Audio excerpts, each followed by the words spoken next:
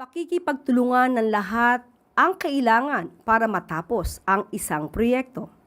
Nais ni Pangulong Ferdinand R. Marcos Jr. na matapos ang LRT-1 Cavite Extension para sa ikagiginhawa ng mas maraming mananakay, kaya ipinag-utos ng Pangulo kay Transportation Secretary Giovanni Lopez na resolbahin sa lalong madaling panahon ang issue ng right-of-way at station sa nasabing Cavite Extension ng LRT-1 na sasakop din sa pinaplanong Las Piñas Station. Matagal na nakabinbin ang nasabing proyekto at hindi dapat ang taong bayan ang magdurusa sa pag-delay nito dahil lamang sa usapin ng right-of-way. Mabilis ang pagtatapos ng proyekto ang nais ng Pangulo para sa ikagiginhawa ng taong bayan.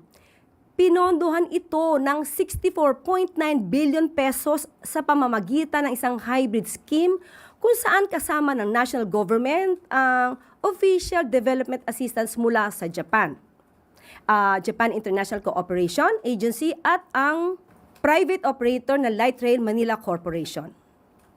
Hindi po gobyerno ang dahilan ng delay sa pag-usad ng proyekto nito, kaya sabay-sabay nating kalampagin ang iba pang stakeholders na makipagkaisa at makipagtulungan na huwag maging balakid sa mabilisang pagtatapos ng proyekto. Ang dapat namang ibabaw ay ang interes ng mananakay at hindi ang interes ng ilang kumpanya o politiko.